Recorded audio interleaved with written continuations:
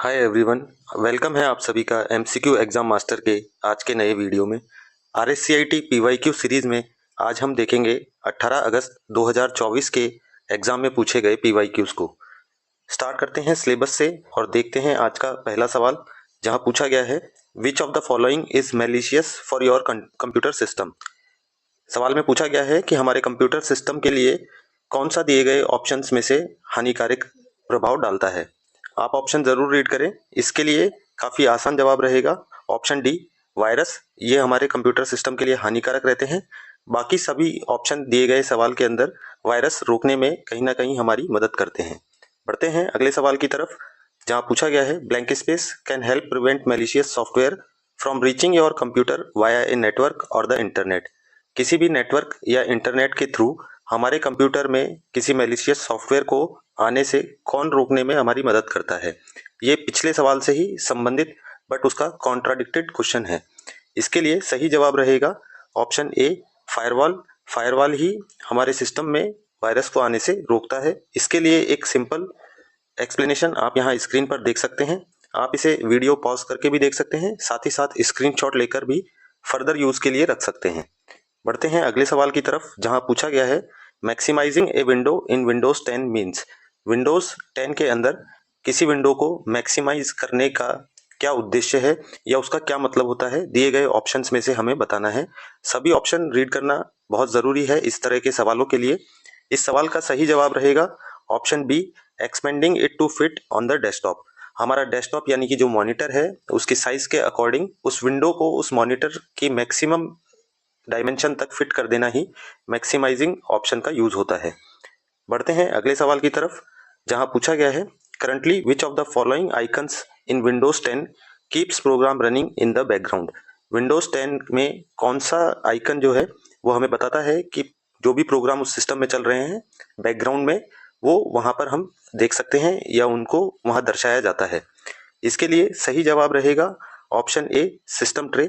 ये काफ़ी कम लोगों को पता होता है और इसलिए ये एक इम्पॉर्टेंट क्वेश्चन बन जाता है। आप यहाँ स्क्रीन पर इसका विजुअलाइजेशन कर सकते हैं। चलते हैं अगले सवाल की तरफ, जहाँ पूछा गया है in Windows 10 Internet Explorer has been replaced by blank space web browser. सवाल में पूछा गया है कि विंडोज 10 में इंटरनेट एक्सप्लोरर जो वेब ब्राउजर था उसको हटा के अब कौन सा नया ब्राउजर आ गया है। दिए गए ऑप्शंस में से सही जवाब रहेगा ऑप्शन बी, माइक्रोसॉफ्ट एज। आप यहाँ पर इसका एक्सप्लेनेशन देख सकते हैं। जून 15 2022 में इंटरनेट एक्सप्लोरर जो वेब ब्राउजर था पुराने सिस्टम्स में विंडोज में, उसको रिप्लेस करके माइक्रोसॉफ्ट एज वेब ब्राउजर को इंट्रोड्यूस कर दिया गया है। चलते हैं अगले सवाल की तरफ, जिसमें पूछा गया है which mouse technique is use to access the properties of an object. Computer terminology के अकॉर्डिंग किसी भी ऑब्जेक्ट जो कंप्यूटर में हमारे अवेलेबल है तो माउस की कौन सी टेक्निक की सहायता से हम उस ऑब्जेक्ट की प्रॉपर्टीज को देख सकते हैं, सवाल में यह पूछा गया है। दिए गए ऑप्शंस में से इसके लिए सही जवाब रहेगा option B, right clicking method से हम किसी भी ऑब्जेक्ट की प्रॉपर्टीज को देख सकते हैं। चलते हैं नेक्स्ट क्वेश्चन की तरफ, विच of the following Windows utilities deletes unnecessary files. पूछा गया है सवाल में विंडोज में वो कौन सा यूटिलिटीज या यूटिलिटी सॉफ्टवेयर है जो कि अननेसेसरी यानी अनावश्यक फाइल्स को डिलीट कर देता है। दिए गए ऑप्शंस में से सही जवाब चूज करना है, जो कि रहेगा option B, disk cleanup. Next question की तरफ मूव करते हैं।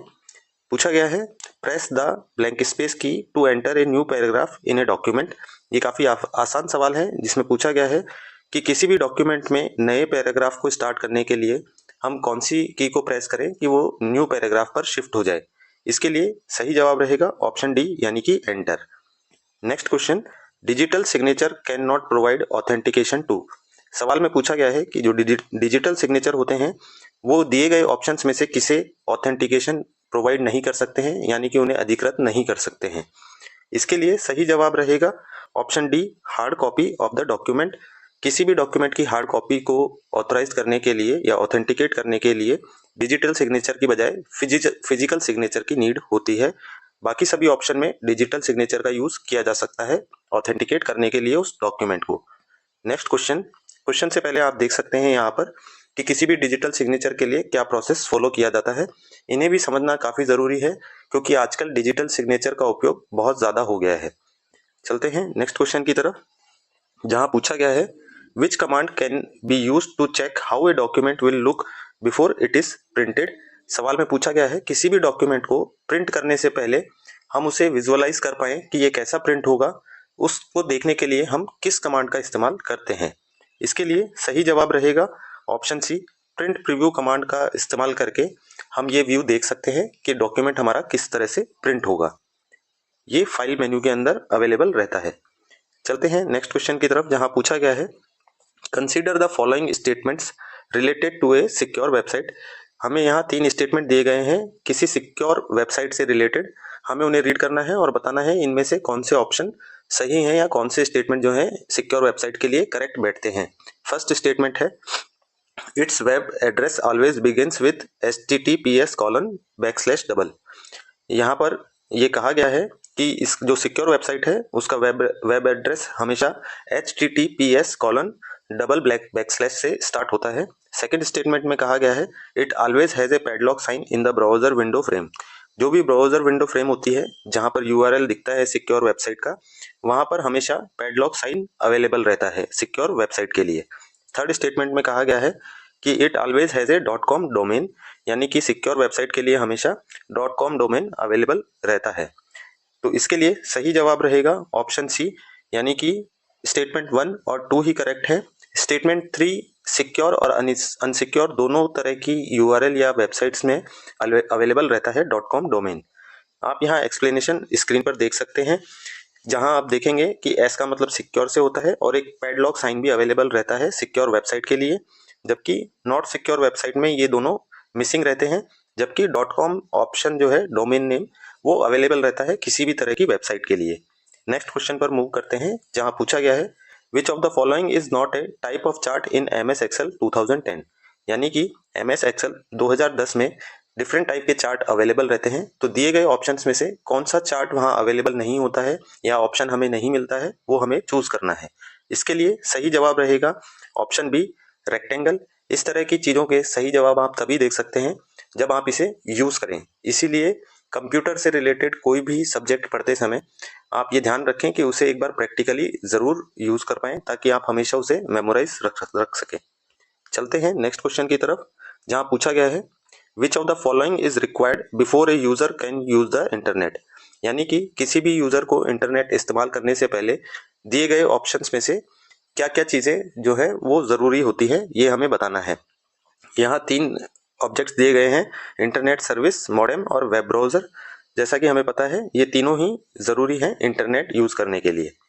Next question, which of the following is displayed by MS Excel when the column is not large enough to display the information.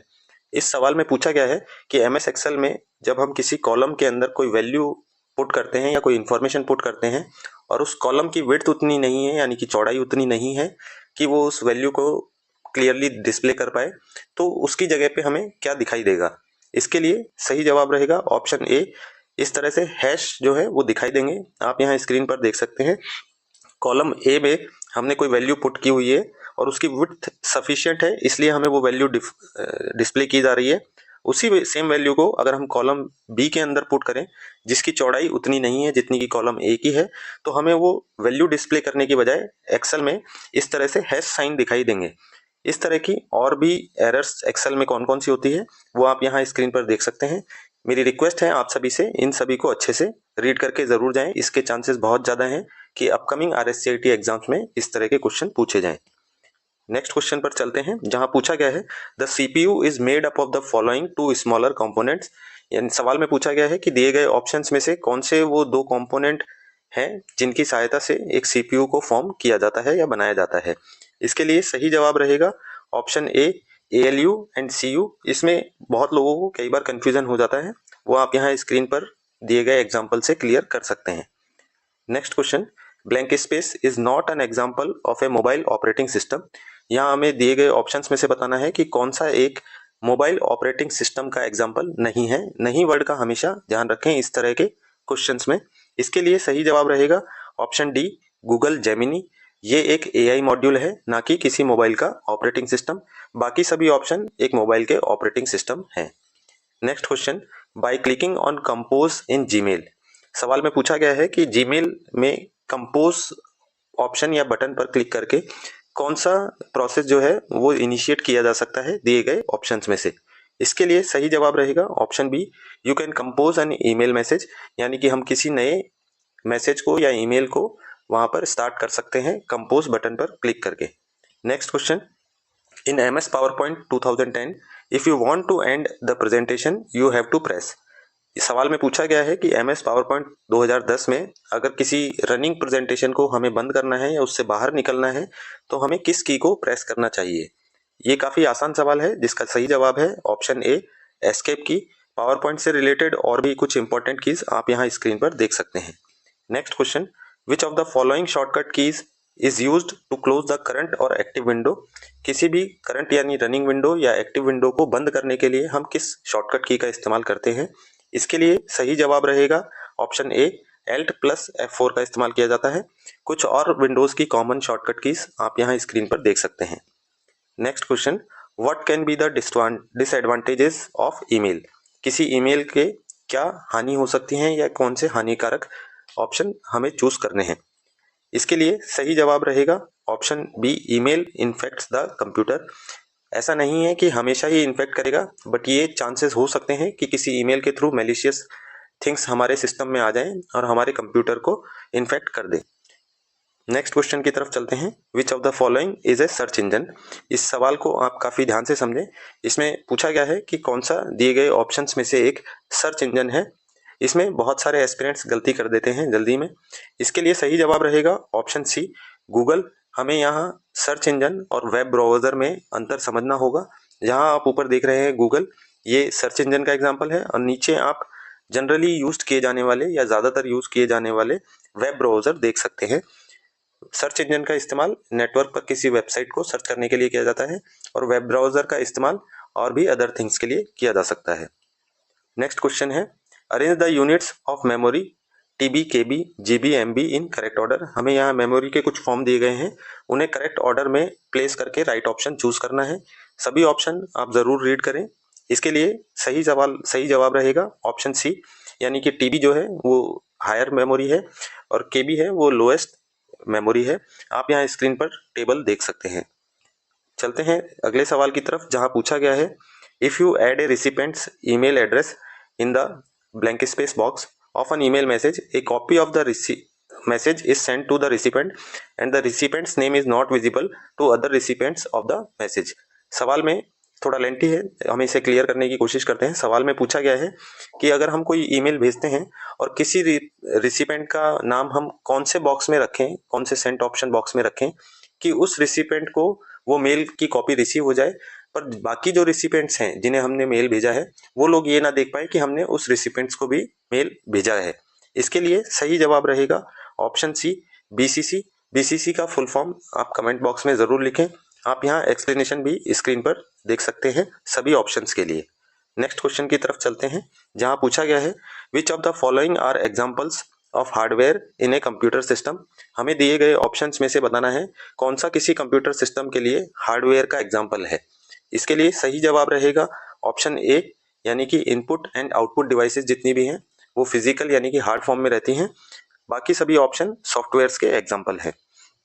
Next question है, the full form of मूक यानी कि MWC is. हमें मूक का full form बताना है, जिसके लिए सही जवाब रहेगा ऑप्शन ए, यानी कि massive open online courses.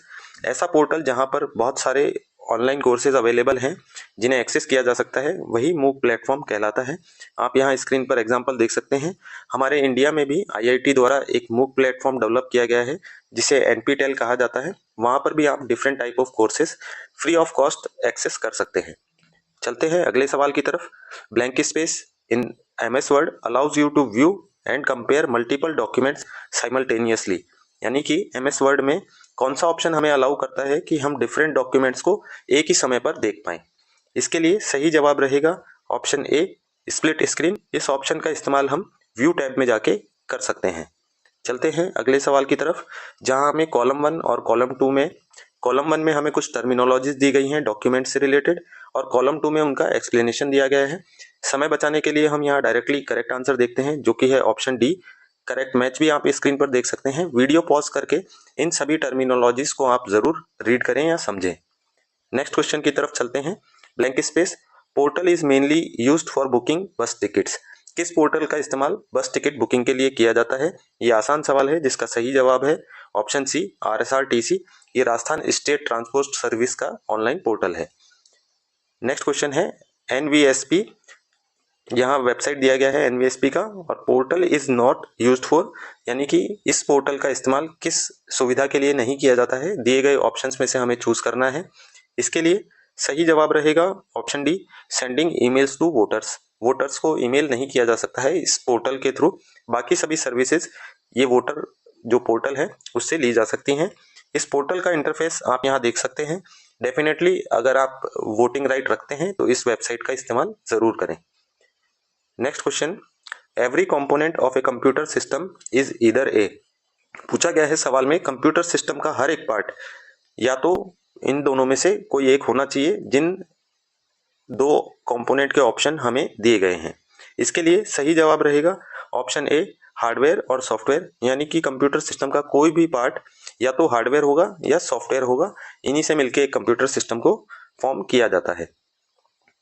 Next question, cables are usually used to connect a projector to a computer. हमें बताना है कि दिए गए ऑप्शंस में से कौन से ऑप्शन यानी कि केबल के सहायता से हम किसी प्रोजेक्ट को कंप्यूटर से कनेक्ट कर सकते हैं। इसके लिए सही जवाब रहेगा ऑप्शन डी, HDMI केबल्स के थ्रू। नेक्स्ट क्वेश्चन की तरफ मूव करते हैं। Blank space is an application software that allows teachers to present their lessons in a more dynamic way than just lecturing and writing on the blackboard. आप यहाँ इस video के माध्यम से समझ सकते हैं।